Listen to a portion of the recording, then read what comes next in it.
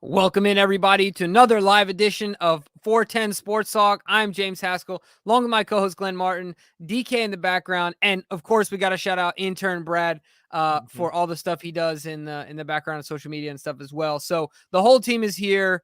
Really excited to talk about it. Glenn, how you doing, my man? Oh, I'm doing good, man. Football is on tonight. I admittedly have Pat Mahomes on my fantasy team, so I have some interest in this game beyond how it affects the Ravens and just my love of football. So it's a good night, Jimbo. I'm excited, and yeah, we got tons to talk about. Absolutely. I can't wait. And as you guys are trickling in, because this is a preview show, as you guys know, what we'll be doing, of course, is we starting with injuries, going over matchups from defense, the Ravens defense to the against the Dolphins offense, then flipping to the other side of that coin. We're also going to be talking about our over-unders tonight, which we know you guys have been really excited about and having a lot of fun with. But we're also bringing in a guest and an expert when it comes to all things Dolphins, Mike Masala, who'll be joining us here in just a few minutes. So we're excited to give you guys a lot of great content tonight and get you prepared for this game. So, Glenn, I think the best thing probably to do is to run through the injury report for the injury report / do not practice or did not practice report, DNPs for the Baltimore Ravens, to kind of let folks know where we're at, and we'll go from there. All right, let's get into it. So today's practice report did not practice. Quite a lengthy group here. So it starts with tight end Nick Boyle, who's apparently getting a vet day, so no harm there. But then wait, you're telling me Nick Boyle didn't practice? Nick Boyle didn't practice. No injury apparently. But yeah, so Nick Boyle gets the day off, the vet day, but that ends the vet days. And so wide receiver James Prochet's out with a groin. Fullback Patrick Card is out with a calf injury. Ronnie Stanley, ankle, DNP. Good golly, Miss Molly. And then Brandon Stevens, this one's a big one, did not practice with a quad injury. And of course, that's a big deal with the absence of Kyle Fuller after the ACL tear this past Sunday. And then in limited participation, Marlon Humphrey has a groin issue, but of course, full expectation is for him to go. And then full participant, this is where it gets interesting, Jimbo. This is where it gets exciting. Full participants today, J.K. Dobbins, Marcus Peters, and Travis Jones all participated in full. So not even a limited practice for the return of Travis Jones after the hyperextension of his knee a few weeks back. That's three pretty big names that should get Ravens fans excited. Might finally be seeing them on the field in a regular season matchup this week.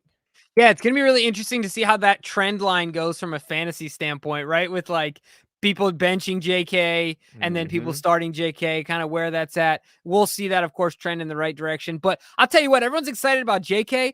Glenn, you've got me so hyped about this dude. I cannot wait. I mean, in himself, he has as well. But if Travis Jones is out there with the performance that defensive line put on display on Sunday, with the addition of, like you said, probably the most prolific interior pass rusher that we have at this point, even though he is a rookie, like I think it is clear that he's the best at that aspect of his job amongst the group. And man, it's gonna be really exciting to see. So I can't wait to get into it and to see what happens with one Travis Jones. Yeah, I mean, that group was so scary last week. It's hard to imagine they're going to add someone as talented, as Travis Jones, especially with the ceiling that we're not even sure, how high that is. How disappointed are you in Ronnie still being on the list, man? Dude, how is Ronnie? Oh my goodness! Thank goodness for Patrick McCary, right? I mean, where would this godsend, bro? Ronnie freaking Stanley. Goodness gracious! When are you going to play? Yeah. I'm getting fired up. All right, but hey, I think I see our guest is in let's the waiting room. So without any further ado, we'd like to introduce the managing editor over at the Dolphins Wire, Mike Masala. Mike, thanks for joining us. Appreciate it. What's up, welcome man? to the show. What's going on, gentlemen? How we doing today? Good. How are you? I'm doing great. I appreciate you guys having me on. It's going to be an exciting week, and man, this game's get the energy going. I'm telling you. Absolutely. It's definitely going to be really interesting to see the new and not so new Dolphins, in the way that they're playing, but certainly they haven't at least a new head coach. It's a game opener here at M&T Bank Stadium. Of course, a little bit of a revenge tour potentially for the Baltimore Ravens. So like you said, a lot of reasons to get excited about this game. Can't wait to get into it. Glenn, what you got? All right, Mike, I got to start with the top. Okay. I got to start with the new head coach. Mike McDaniel comes over from excuse me, from the San Francisco 49ers, another member of the Shanahan tree. Now his son is now creating branches off of his own tree. But what I found interesting is when I was looking into the coaching staff, I don't know how often this happens. I'm sure it's happened before, but it's got to be quite rare. Why did Coach McDaniel ultimately decide to keep the defensive coordinator still in place here and not go with his own coaches, which we commonly see when coaches get a new job? Yeah, I think we saw last year the defense down the stretch ended up being one of the better defenses in the league. Through the first half of the season, they struggled, as did the entire team. They went on that 7-game losing streak. The back half, they really turned it on. And some people have said that was Brian Flores is getting a little bit more involved in the defense. Everything that's been said publicly has been that Josh Boyer had his hands all over that defense and that they haven't really changed a whole lot in what they're doing this year. So I think it was looking at that system and the way you have things going.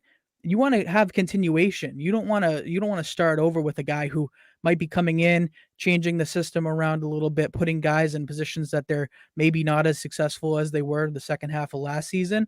So you keep Josh Boyer. You kept a lot of your defensive players from this past year.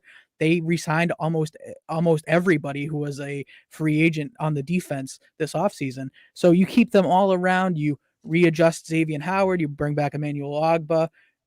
They're in a great position right now. And I think Josh Boyer being there, although they played a not so great offense up there in New England this past week, this could be a really good defense going through this whole year with Josh Boyer in there.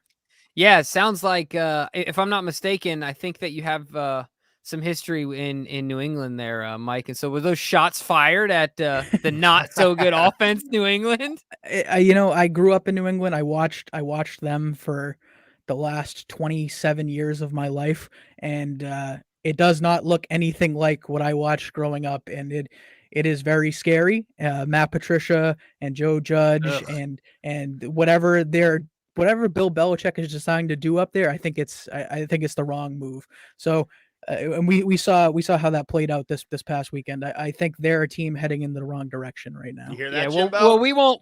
Yeah, we won't start that conversation because Glenn. For years, I've been saying that Belichick is a fraud and it's all Tom Brady. I think fraud's a little strong. So he's a let's fraud, Jimbo. Let's keep going. I think fraud's a little strong. All right. But, look, I was alone in that boat, and now I'm starting to get some people to come onto that boat with me after years of being. Anyway, we're not here to talk about Belichick. So this is the one of the questions from one of our folks here at 410 Sports Talk. Todd Heap says, and this is a question to you, Mike. Would you describe the Dolphins cover zero as a gimmick or a smart defensive strategy?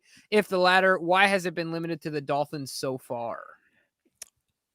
I think it depends on your playmakers, really. And the Dolphins have a great front and a great secondary. Like, there are talented players all over this defense right now. You look at the front seven, you have Jalen Phillips, who's a first-round pick last year. You brought in Melvin Ingram this offseason, Christian Wilkins, Emmanuel Ogbah, who we talked about already. And then the secondary, Xavier Howard is, in my mind, top 3, top 4 cornerbacks in the league right now. Mm-hmm. And then you look at Byron Jones on the other side. He might not be putting up the interception numbers that you'd expect from a top cornerback, but he's a very solid number 2. Javon Holland, who came in last year, has rose up to a captain in 1 year. So I think it's a smart play that they're doing right now, but it's obviously not something you can do every week. It depends on the team you're playing against as well. Yeah. So the skill that they have there, and then the teams that they're doing it against. If you're going against Patrick Mahomes torn apart, like that's probably what's going to happen. But if you go against some of these other teams who are quarterbacks who are a little bit less experienced, or who are apt to make turnovers or costly mistakes, those are those are good positions you're putting yourself in. So I think you might start to see that around the league more and more. But you're going to have a defense you really trust in the secondary and in the front seven to both do their job simultaneously. Yeah, I think that's key. Like you said, I think it really comes down to personnel. But this is a question I gotta ask, Mike. Are we here in Baltimore and in Maryland? We only see from a distance all the storylines around Tua, right? So we hear that people like him, people don't like. Like what is it that Miami? How do they feel about Tua? Right? Like, are they sold on the kid? Is this a 1-year deal and then they're gonna try and tamper with Lamar Jackson? Like, what's the situation? Yeah, I mean, publicly, everybody has been super positive about Tua Tagovailoa. Mike McDaniel in his introductory video and press conference, and every press conference he's done since then, has spoken nothing but glowing words about him. His Tyreek Hill is saying he's the most accurate quarterback he's ever seen or played with. But you also have Stephen Ross in ownership, who has been meddling around with Tom Brady, Deshaun Watson in the past. So he's not totally sold on him. So I think this is really a 1-year trial period, and that's what everybody has talked about this whole offseason and heading into the season. Tua needs to take that step, and if he doesn't with all of these weapons, then you move on. You find another quarterback, and they were in a better spot to do that at the beginning of the offseason before they got another draft pick taken away. But they still have the opportunity to do that heading into the next season. So this is a real chance for Tua to go out and prove himself. And I think the coaching staff believes in him right now, but if you go through another season and he's making some head scratching plays or not putting up the numbers that you'd expect with an offense that's been improved and an offensive system that really benefits quarterbacks and an offensive line that's been improved as well, then you move on. Because this is a quarterback-driven league, and if you don't have the guy, it's so hard to win in this league. It's so hard to come out right with the Lombardi at the end of the year. Yeah, Glenn, I got to follow that up real quick because I could be totally wrong about Tua, but I felt like in college he did a pretty good job at being aggressive and pushing the ball down the field in a vertical fashion. I could be wrong. I could be misremembering that, to be completely honest, but I feel like now, is it like, what has it solely been coaching, like holding him back from doing that? It's almost like, we're familiar here with Tyrod Taylor, and he has this inability to push the ball down the field. Like, he is so hesitant to do it, he won't do it. And I see some of that when I watch Tua from afar, but I don't know if that's coaching or is that actually like his nature. Do you see what I'm saying? It's probably a little bit of both. So before this year, when their offensive, they've had 4 offensive coordinators now since Tua's been there in 3 years. It's really hard to establish yourself and get familiar with a system when you're constantly changing it. And then you also look around, and before last year, Devontae Parker was his best wide receiver, who last year was like last in the league in yards in separation. So you're not going to be able to get the ball downfield if your guy's running stride for stride with somebody. And yes, that's a guy who can win jump balls, but you're not taking that shot every time. So I think now that you're in a position with Jalen Waddle, Mike Gesicki, Tyreek Hill, you have 2 good, solid running backs out of the backfield. And I think also you didn't have time to develop. Last year they had Jesse Davis and Liam Eichenberg on the offensive line playing their tackle positions. And they were, I believe, the 82nd and 84th tackles rated by Pro Football Focus. That's and I'm not a huge PFF guy, but that, yeah, like you said, not the best, not the best going on there. So you shore up the offensive line, you bring on Teron Armstead, who is injured right now, and so is Austin Jackson, who has missed practice the last 2 days. So you guys could be getting the last year's version of the offensive line, which would be great for you guys. let me tell you, it would be, you guys would feast. Justin Houston would go crazy. Yeah, I think it's a lot of what the personnel that they have, and that was really holding them back at the time. Well, let's get into that health because, Teron Armstead, I mean, Tyreek Hill stole the headlines in the offseason, but, Teron Armstead's an absolute monster at left tackle, and to bring a guy in that's, he's a game changer. And so I know he's got the toe issue, but I also saw he did get in a limited session in practice today. So what's the overall, what's his health and what's the overall health of the team heading into this game? Yeah, there are a lot of questions, specifically with Armstead. He left, I believe it was in the third quarter of last week's game. He was out for the remainder of the series, and he came back in. Mike McDaniel has said that Armstead has played through injuries in the past, and he expects him to probably do the same again this week. So I would not be surprised to see him play. But the Austin Jackson injury at the right tackle. Now, Austin Jackson was their first round pick a few years back, and he has not worked out at any position they've put him. They put him at left tackle, they put him at left guard. Right tackle in this new zone blocking scheme is supposed to fit him better, quote unquote, with the air quotes right now. Austin Jackson, his injury, putting in Greg Little up there instead, it could be really hurtful. And Greg Little, while he's been a full participant this week, he's also been dealing with an ankle injury. And you start to get down there, and you're wondering, how is somebody going to protect the backside of Tua Tagovailoa, who is a left-handed quarterback? This is going to be a significant issue if they can't get the same guys on the field consistently. So those are really their biggest things health-wise. Obviously, Byron Jones is still on the PUP, so they won't have him this week. You'll be dealing with Nick Needham on the other side like you did last week. Brandon Jones popped up on the injury report, and so did Christian Wilkins today. So those are also some concerning issues. But the biggest one I think right now is Jackson at right tackle. Oh, man, I tell you what, Justin Houston had a lot of fun with players that lacked some serious experience against the Jets. So we might, like you talked about, Mike, we might be in for a little bit of the same. But let's move off Tua, and I want to ask about, Glenn mentioned him, the big acquisition of Tyreek Hill. How do you feel like that has, I mean, we saw him, I think he had almost 100 yards in that first game, a little under. He had 5 or 6 receptions. 8 receptions? Yep. Oh, geez whiz. All right, I'm 12 way under. targets. Right. So he's definitely getting a lot of work. What's it been like in two ways? I'm curious to know what he's brought like off the field as far as mentality and, coming from a team like the Chiefs and stuff like that, winning organization, and then also on the field, right? Like, how has that helped the team? Yeah, so last week was really the first full time we've gotten to see Tyreek Hill play. They played for a couple drives in the final preseason game, but having him on the field along with Jalen Waddle, it really opened up the offense. So talking on the field strictly, Tyreek Hill does so many things for this offense. It takes away pressure from a guy like Jalen Waddle, who was him and Mike Gesicki were their 2 top targets last year. So if you start opening things up, if you start taking the cover off the defense, you have to start showing that you can hit those deep shots consistently, but you're going to draw extra help. And that opens up so many things. It also allows your running game to work more effectively.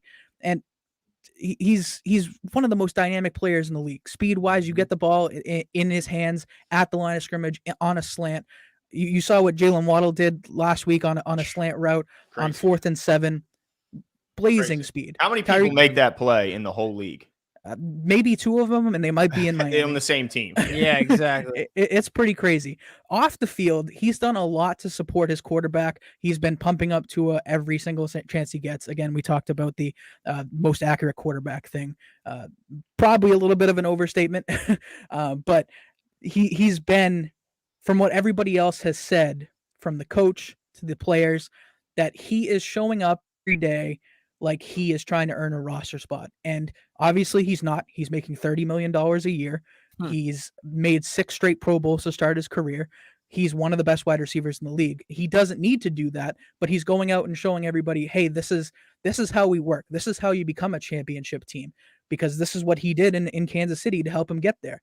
And if you can instill that work ethic in Jalen Waddle and Cedric Wilson, and Mike Gesicki's working on some new things, trying to become a better blocking tight end. If you get these guys to practice and play with this intensity, the sky could be the limit.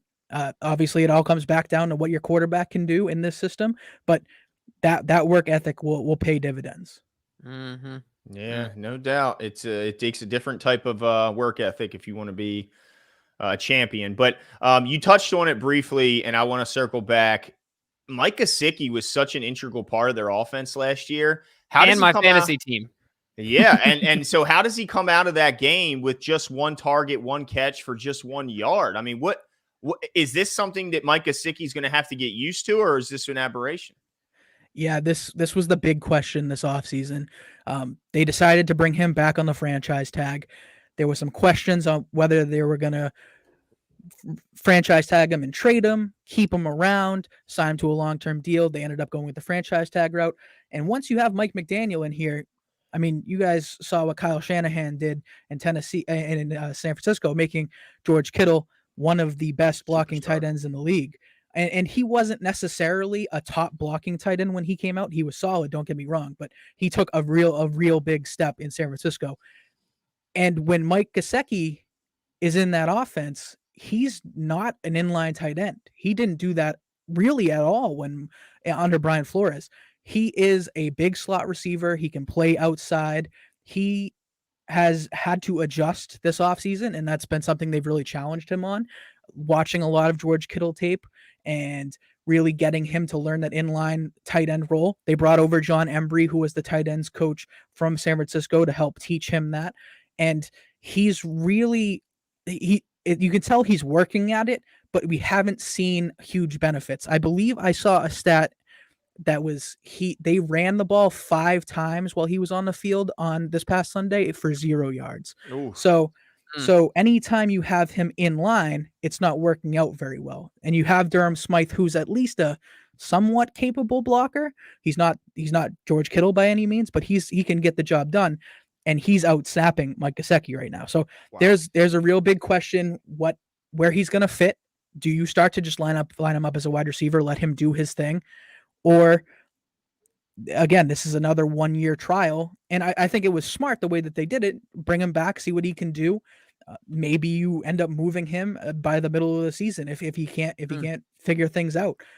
But Mike Gesicki's future in Miami is certainly up in the air. Wow. Interesting. Glenn, you're absolutely right, because he such a big part of that team. Touchdown machine. Absolutely.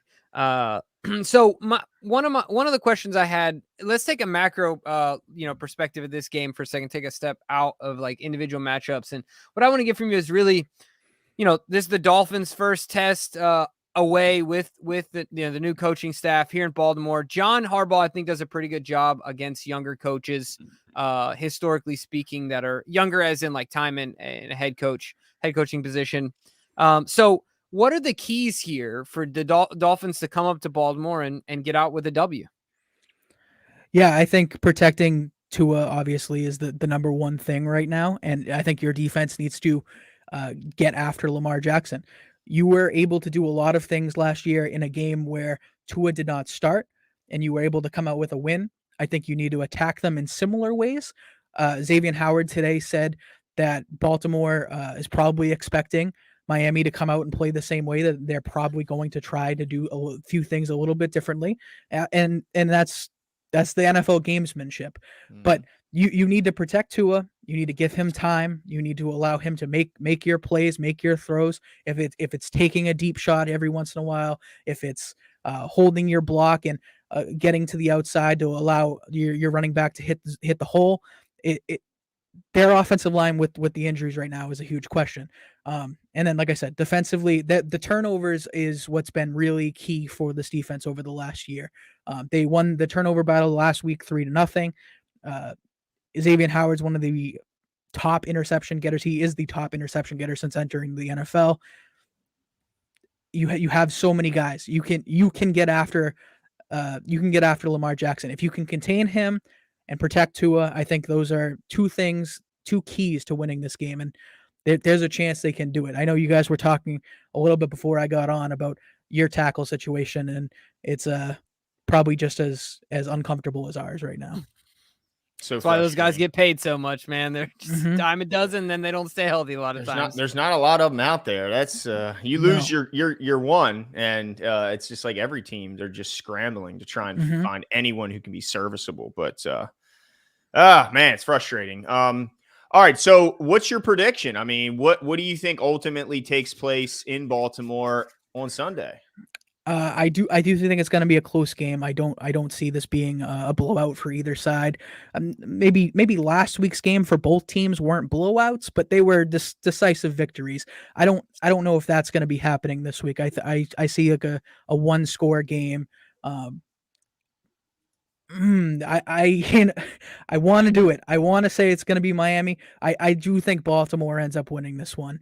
I don't know what it is specifically. I think Lamar Jackson is one of the more dynamic players in the league. We talked about that same dynasty with Tyreek Hill. This is a different type of guy. And yes, you were able to shut him down the first time. You don't have Byron Jones. You're going into a situation where your defense is still strong. You're playing a good coach as well. So can you really overcome that?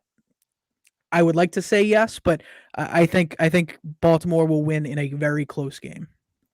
All right. Well, we'll take any W we can get. I think it's going to be a really exciting game, Mike. I know that you think the same. Why don't you let the folks here know where they can find all the stuff you're working on? Yeah.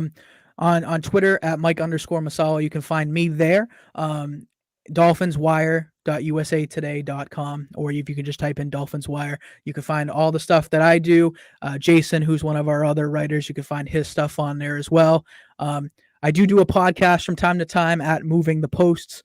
You can find that on Twitter with all the links on there.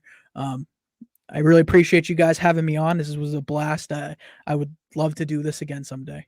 Awesome. Absolutely. Appreciate it, man. Yeah. Thanks so much, Mike. Appreciate it. Appreciate it, Mike. Thank you. Shout Thank out. you. Talk Thanks, to you later, buddy. Mike. Right. Have a good one. Cool. That was awesome. Yeah, That Mike. was awesome. It's always nice getting the opposing team's perspective, and certainly, every week those injuries, for every team tend to be, they can almost be a difference maker. Is who's the healthier team can sometimes be the winning team. But all right, Eagles last year, right? Like they were easily the healthiest team in the NFL. Like, I mean, there's no sugarcoating it, right? And look how far they got. So, no doubt. But I'm excited. Here we go.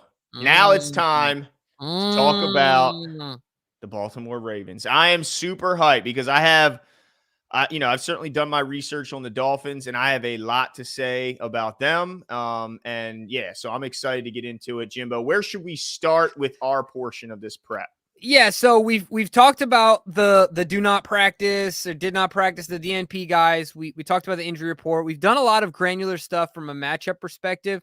This is what I think we should do. I think we should talk the unit matchups. Let's talk their defense against our offense, and then let's switch it and let's identify, like we do normally, some breakout players. But let's talk unit matchups. I think that's important. And then we'll get into our breakout players, both defensively and offensively. And then, dude, you know what everyone's here for, right? Everyone's here for the over-unders. That's right, dude. So then we'll do the other over-unders, and we'll let you guys get back to the game. We noticed that attendance is a little light tonight, and some people in the comments are like, hey, it was glad to join in. Got to get back to the game. We get it. So we'll get you out here. And you can always watch this whenever it's convenient. Right. But I just got to say really quickly, DK for the second time in a row, I want to say it's 2 out of 3 weeks, DK, getting a shout out from Chris Sims. And this time he said his name right. Man. Said his name right. DK getting on DK, Chris when are you going to get him on the show, man? I know, since you're DK. Friends now on a first name basis. For real. Like, come on, man. So, shout out to DK. Also, I also think it's important for us to shout out our 2 new patrons, Ravens O's Nation and Timothy. Give me his last name, Glenn. Timothy Clark. There it is. We want to give a big shout out to all our patrons, all you guys out there for supporting us. So, keep it up. We appreciate it. And hopefully you guys are enjoying it. But all right, Glenn, let's talk units. Yeah. Dolphins defense, Ravens offense. Hit me. Yeah, so the Dolphins defense, it's just like Mike was saying, it's extremely talented on the back end. Oh, by the way, DK, make sure you circle back on any of those super chats that we may have. Oh, yeah, we did forego some super chats that were more pertinent to the Ravens, and we will get back to them for sure. We didn't miss you guys. Yeah, we just wanted to make sure that Mike had his time. But as far as the defense of the Patriots, they are extraordinarily Dolphins. They are. I got the Patriots box score up with their game last week, but they are extremely talented on the back end. And I mean, they got talent really all over the defense. But Brandon Jones, incredibly talented tackling machine at safety. Xavier Howard, like Mike mentioned, a turnover machine, and just one of those true man lockdown corners in the league Mhm. that you just don't see a ton of. But also they got some young guys, dude. They got Cater. I'm probably butchering his name, but I think it's Cater Kohu. There you go, dude. We'll take it. Who's a rookie corner who was the highest graded rookie in all of football, I believe, in his first week as a corner. So they got a talented secondary, but mainly what happens is they just love to come after you and play man coverage on the back end and see if their pass rushers can get to your quarterback before the wide receivers can uncover. So the big thing for me is, I mean, when you have single coverage, man coverage in the secondary, your wide receivers have to find a way to create separation. They can't just simply expect the offensive line to block for 5 seconds and then allow them to then free themselves just by sheer time. They have to of course attack the cornerback, stick them, get their hands on them if they have to, and create that separation because they're going to be physical. They're going to be all over them at the line of scrimmage. They're going to try and slow down disrupt the timing, and then slow down the release of Lamar Jackson and allow the pass rush to just wreak havoc. So to me, super aggressive offense against this super aggressive defense against a Ravens offense that, it's got to find the run game, and it's got to find a way to beat this cover zero, which if again, we see the same issues as last year, man, Jimbo, it's going to be a long season. And I'm going to be awfully frustrated because they should have had this game circled in the offseason and have a game plan specifically for this style of defense. And I expect Greg Roman to certainly have that. Yeah, this is a perfect game where Greg makes his hay, right? Yep. This is a game where he proves his worth, demonstrates his value as a coach, and differentiates himself from other coordinators. So really quickly though, Glenn, I want to get to this because if not, I think we're going to forget it. Rob Jack says predictions for likely this week. Before we talk about the Ravens offense, and I want to get into our keys to the offense against that defense, and our breakout players. You got any predictions, Glenn? I think it's a bounce back game. And maybe this is me being optimistic, but I think it's fair to say that the lights were a little bright. What's a bounce back game like in your estimation? I think 4 catches, 4+ catches is what I'm expecting from likely. I think that the lights were awfully bright, and it was just disappointing, man, because he played so fantastic. And let's just call it what it is, Jimbo. It was a bit of I don't know if choke job is the correct term, but I think that's a little harsh. Yeah, I think choke job is too harsh, but I think it's certainly, it wasn't that he doesn't have the talent to make those plays. I think it was the pressure of the moment that forced him. I think it was a little bit of a reality check. And then also, him and Lamar haven't done a ton together, admittedly. Right? At least not in live action, but they have seen each other a lot in training camp. For sure. But I want to address that question in a few ways and kind of talk about the Ravens side of this. And I think the Ravens offense, Glenn, you talked about being a long day. I'm also being positive here. I think their ability to cover, to break, or what am I trying to say? Their ability to limit the effectiveness of the cover zero play from the Dolphins and the zero blitz stuff and the all out, bring the house stuff is going to work effectively. And I think likely is going to be a big piece of that. So when I think of this, I think of 2 players other than Lamar Jackson, but 2 offensive players that are going to make a real difference in this game.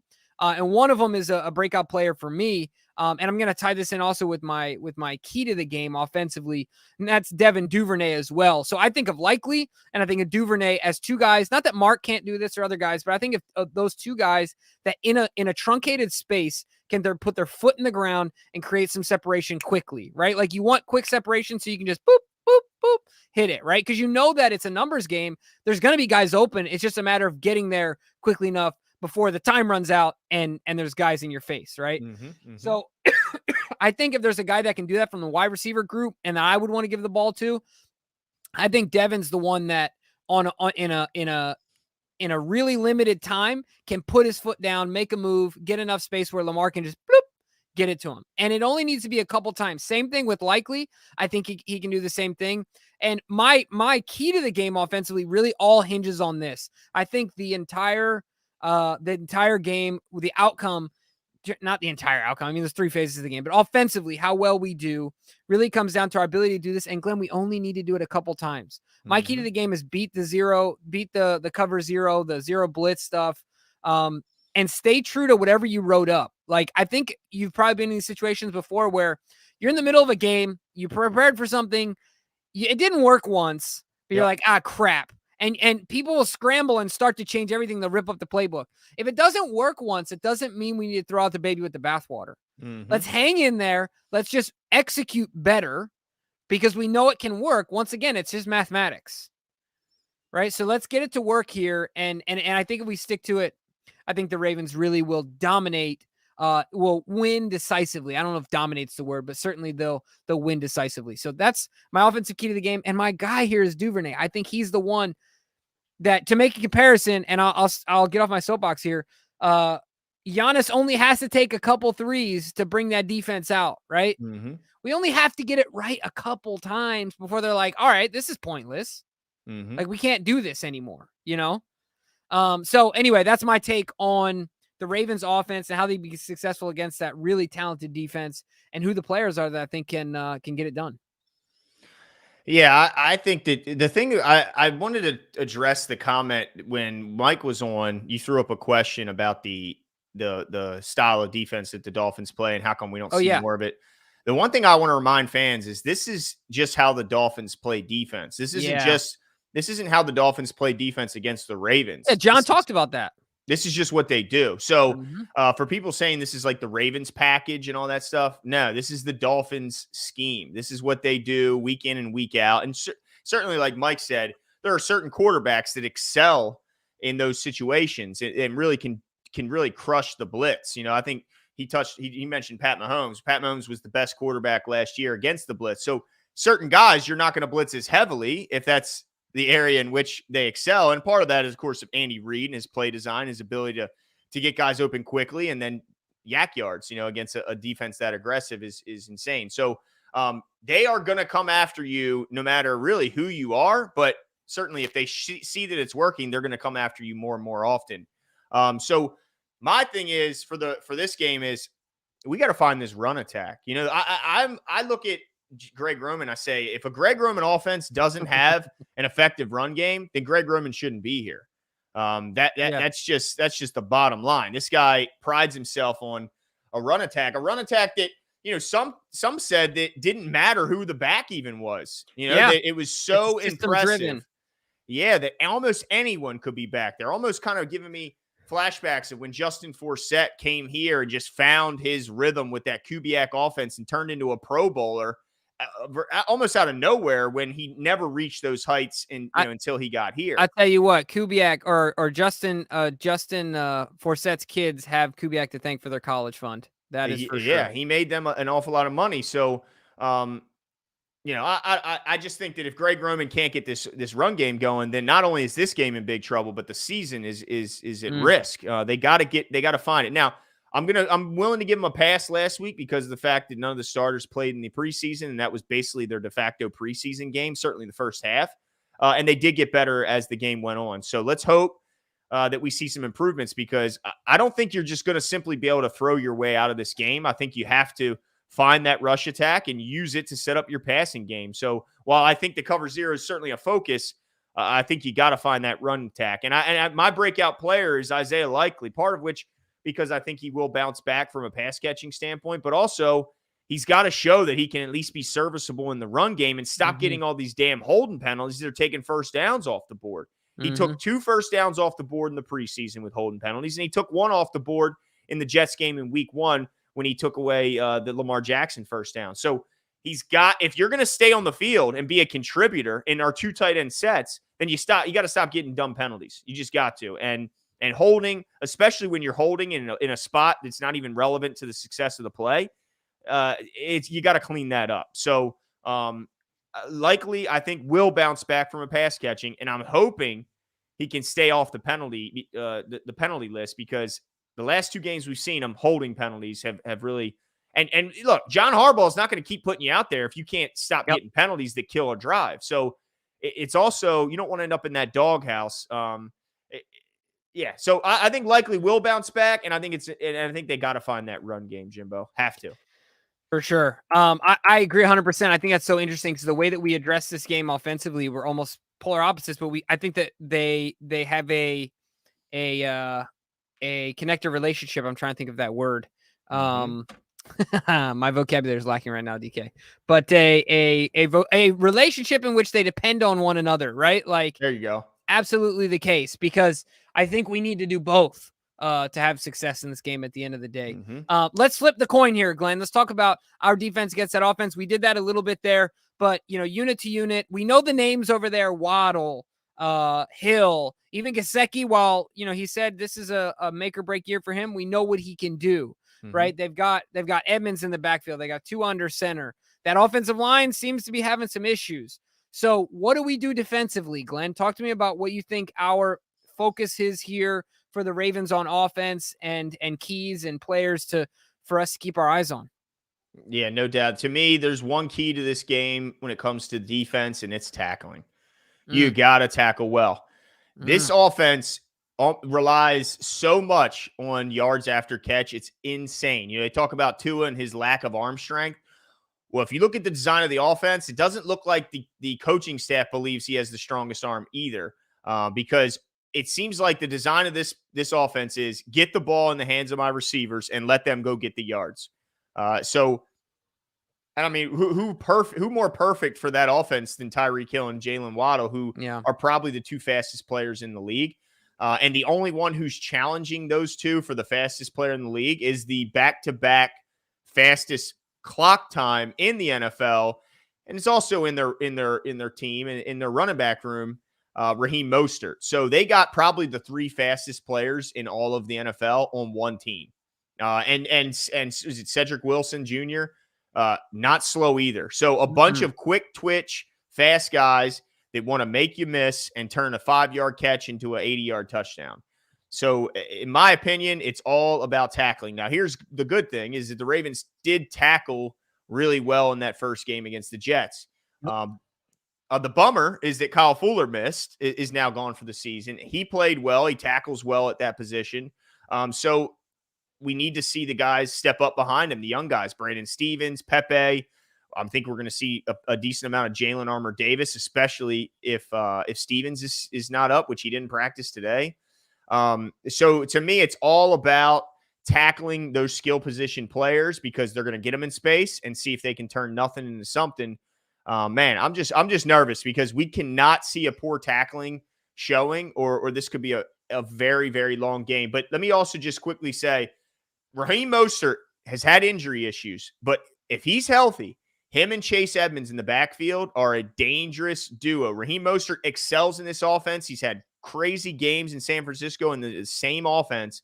Mike McDaniel brought him from San Francisco because he really fits it perfectly. He's hit over 22 miles an hour in the last 2 years, the fastest guy. So everyone on this team has extreme burners. Everyone. And you got to bring them down. So, man, the speed has me a little concerned, but the good thing is the Ravens are really fast defensively and really good tackling so far.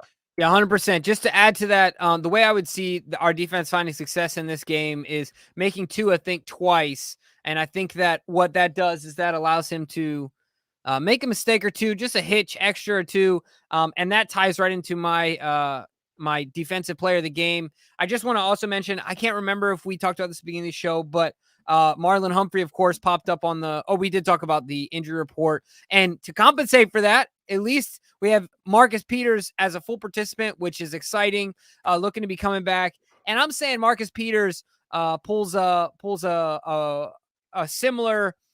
Remember his first game with the Ravens against the Seahawks, where he just outright fooled Russell Wilson. I think he does one of these similar things to Tua, just tricks him. And maybe I'm going to call it, he takes an easy one to the house. Oh, man. How hyped would you be? First game back, he houses one. Oh, it'd be so awesome. But look, honestly, like against a team like this, where there's a lot of routine stuff, where there's a lot of, first read stuff and things. That's where, get it out, dude. Right. That's where those things happen, right? Yeah. Like that's where moments like this, Marcus Peters has made a lot of money in these situations. So I'm going with Marcus Peters. I think he has an immediate impact, and I'm really looking forward to it. Yeah. Oh, and I didn't say my breakout defensive player, by the way. You didn't. Also going to be in the secondary, but I'm going to go with the interception leader, the tackle leader. I mean, you Okay. name it. The probably the highest paid. I don't know. Him and Marlon are probably pretty close. We're gonna go with Williams on the back Dude, end. you gotta throw it up, Glenn. You gotta throw it up, dude. All right, only for you. I'll throw up Yeah. for you. Only That's for right. you. But the guy was absolutely special. And I think what makes it tough for this game is I put Odafe Owe as my breakout player, but I just changed it. And the reason being is he just doesn't hold on to the ball that long. Like he gets rid of it so fast.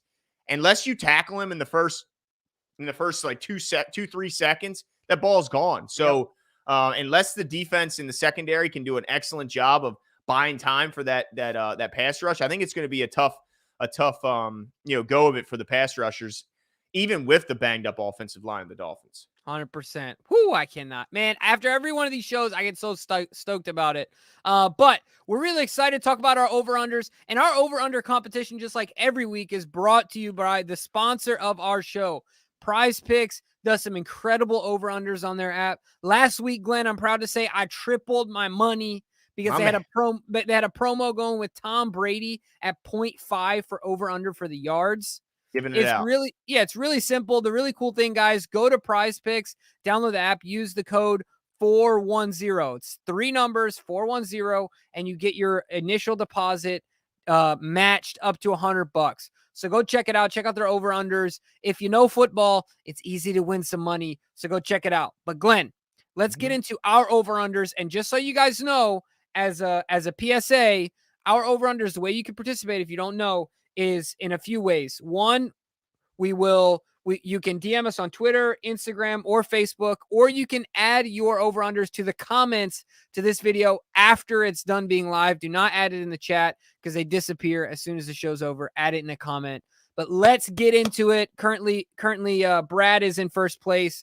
For the sake of time, Glenn and I are going to just go over our over-unders.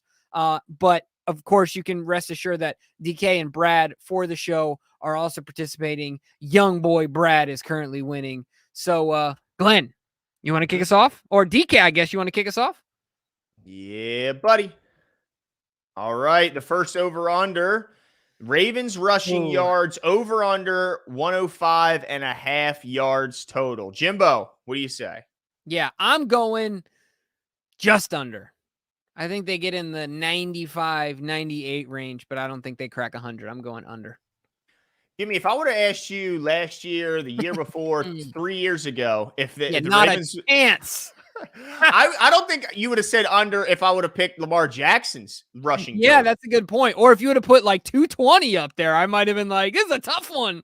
Yeah, it's just crazy how far we've fallen. But I'm going to say they go over that. I think we see a resurgence. I think J.K. Dobbins can certainly, maybe be the reason why. I mean, he said he could go for over 100 last weekend. So why not do it this weekend, JK? You had an extra week to rest. I think they go over just because I hope they go over, Jimbo. Hey, look, I heard a saying once that hope is never a strategy. But you know what? But we all need it. We all need it. There you go. We all need hope. All right, DK, what's the next one? All right, Isaiah Likely receptions over under 4.5. What do you think, Jimbo? Wait, I'll let you go first on this one. All right. I mean, I already have my numbers typed in. Oh, I see you're typing yours in now. Yeah, mine are done. Right. Oh, just now. I typed your one in for. Never mind. All right. Isaiah Likely receptions 4.5. I'm going to say under, but barely. I think he gets just at 4, like I mentioned earlier. Oh, wow. All right. So I'm going under as well. I don't think he gets 4. Already jumping off the Isaiah Likely hype train, bro. I mean, quickly, I'm not, but it takes time. He's got an all-pro in front of him, and I know they can be on the field at the same time, but Lamar's looking Mark's way 9 times out of 10. So is the defense. You're right. You're absolutely right. And Lamar don't care. That's right. He doesn't. But yes, I'm going under. I think it's going to take likely a little bit of time to just garner more looks from Lamar. All right. Don C says, I can't pick Isaiah if he has another bad game. All right. That's fine because that is back-to-back weeks that I picked him as my breakout performer. Fair enough. I won't pick him again if I jinx him once again. All right. DK, what's the defense over-unders? Where are we starting? All right. Ravens turnovers, 2.5. Now, this is Ravens offensive turnovers, not Right? turnovers Not forced. forced Okay. turnovers, Okay. right? Okay, because I would have had two different answers. I'm going under here. The Ravens are gonna keep the ball. They're gonna right. This is what you're saying, right, DK? The Ravens committed turnovers, right? Or forced turnovers. Forced Forced turnovers. turnovers. I'm Come going on, over, DK. baby. I'm going over I'm going too. over on this one. Go ahead. Go ahead. So you're I'm going. going Okay. over on this one. I'm saying at least 3. Got you. Okay. All right. Well, you know what? I'm going to stick with my under answer. I think they get 2 turnovers from them. Yeah, I think they get 2, but no more than 2. I think those 2 are 2 of turnovers. So I think one's a fumble, one's a pick, and it might just be that Marcus Peters pick 6 you're predicting. I certainly hope you're right on that. And then this last one is really interesting. I think this is a really good one that DK put up here. So go ahead and throw it up so everyone can see. Kyle Hamilton tackles plus or minus 3.5. And this one's interesting because I think I saw Kyle Hamilton miss about 3 tackles at last week's game. One of them, he got embarrassed. Yeah, so this is a game and tackling is my key to this game. So this is a game in which we need to see his best tackling effort. And so for that reason, I think we'll get that effort. And I think he gets 5 tackles in this game. Over. All right. Yeah. So I think he goes over as well. And simply because it's a bounce back game for him. He's been thinking about this all week, right? Thinking about it. He's been watching that tape. Coach putting that tape. You see that dude put you on skates? Skates, dude. I mean, he had skates and he had oh man, it was brutal. So I'm going with Kyle Hamilton over as well. I'm excited to get to the next one. All right, so these are the 4 over-unders. There's always 2 offensive, 2 defensive. We also do closest to the pin to avoid any type of tie scenario. So we'll do the total yards for the Ravens and the total score for the game. And if in the very unlikely scenario that it becomes down to the total score and you have the same total score, we will also go to which one was more accurate. I think that happened once last year. All right. Total yards for the Ravens. I'll start off here. I'm going 360. 360 for the Ravens. I think that Lamar gets a little bit of payback. And shows the Dolphins that he's wanting to stay in the bank. You know what's interesting, Jimbo? Last week, the Jets had more than 100 yards more than the Ravens did on offense. Crazy, right?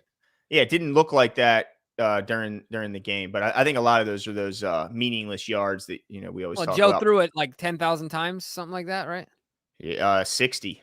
Yeah, which is crazy. All right, so I have my total yards a little bit less than yours. I have it at 310.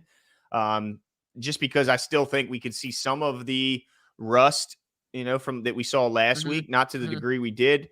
But for that reason, I have us at 310 yards. A heck of a defense they're playing here, Jimbo. Yeah, absolutely. But I'll tell you this: I think it's funny because I'm gonna have to call you out on this. Call him right out. Last week, DK said we had 470, DK, and now you got what? 275. Dang, bro! Off that train real quick, like Glenn says, man. Oh my god! You know what he did though? That's last week's. That's last week's total. I think he's just he's outsmarting himself over here, dude. He thinks he's too bright. I'll just use last week's total. Yeah, DK, I'm coming for you. Okay, all right, calibration. I like it. I don't understand calibration. Whether it be the volume of my voice or my feelings towards anything, I don't calibrate anything. Yeah, it's tough. Yeah, that's tough for you. I remember that draft when you were screaming in my ear. Yeah, well. It was intense. All right, so total score, our final. My dad used to say it to me when I was a child, by the way, Jimmy, calibrate. And you still haven't. Nope. Some things don't change. All right, so the Ravens, I predict, will win this game. It will be a relatively close game. I think they ultimately win 24-17 for a grand total of 31 total points. So yeah, I almost nailed last week, and I think I'm going to do it again. All right. Well, I think you're going to be wrong, but I don't mind your score. I think it's going to be 27-23 Ravens victory. Like Mike said, I think it's going to be a Ravens win. I don't think it's going to be as decisive as that Jets game was, but I think it's going to be a really fun game where, to be honest with you, there's a few times in the Jets game where I'm like, Yeah. You know what? One of those, but certainly that I don't see that being the case in this game. Did you just force yourself to yawn? Yep. Just convinced yourself it was time to yawn. Yep. All right. So you have it pretty tight though. Yes. Yeah. This could hold on. What's your total? Oh, I didn't type in my total. What is that? 50? Okay, 50. Yeah. All right. So you have the highest total right now. That could end up coming back to benefit or coming back to bite you. Yeah, well, but Brad is lucky right now. Look, I'm gonna start throw some shade, Brad, because you're winning because you get to be the last one. You get to hear our takes. You get to mull it over. Yeah, man. I see what he's up to. Yeah. He's playing like a vet, bruh. He's a rookie. Dang. Hey, this is year 2 for Brad, isn't it? Not participating in the competition. Oh, you're right. Yeah. You're right. He's been soaking it in. He's been, he's had that clipboard in hand, soaking it in, man. And you know that wall, that cliff they talk about, like aging quarterbacks, like it just happens. Yeah. I think what we're seeing right now is DK falling off the cliff. I think DK is falling off the cliff, and I am here for it. I can't wait to watch. I'm going to be running my mouth, but I need to start stacking wins, or I can't. Yeah, you need to win first. I can't talk. This close, bro. So close to nailing it last week, but this is my week. But as Jimmy said earlier, if you want to participate, send us a private message on any of the social media platforms you see in the top. There, or wait for this video to end and add it in the comments below, and we will announce the winner in our post-game show. And if not in our post-game show, then in the very following show after that. So, that's it for us tonight, though. But this is a fun one. If you didn't see the beginning when we had Mike Masala on, who's the managing editor for Dolphins Wire, check that out. He gives great insight on what the Dolphins have going on their side. But yeah, that's it for us tonight. Give a couple shout outs here, Jimbo. Yeah, let's do it. RTV, anonymous YouTuber, Tim Votto, Nana Rave. How's it going, Nana? Charles. It's Tom Votto, man. It's Tom Votto. What did I say? You said Tim. Did I say Tim? Tom Votto, my bad, dude. Baltimore Don C, of course. Don, you're the man. Charles, Bowie. All you guys out there. Is it Bowie? I'm going to say sure. Bowie. You let us know. All right. Okay. Is it like bow tie-y? Like Bowie? Why Bowie is pronounced Bowie, you know? Yeah, you're right. Yeah, okay. The Bowie Bay Sox? Yeah, fair enough. Yeah, okay. Either way, we appreciate all you guys. Look, you are the most loyal of the loyal because we know there's a game on right now, and you decided to be with us. So shout out to all you guys for coming out tonight, and we'll talk to you soon. See you.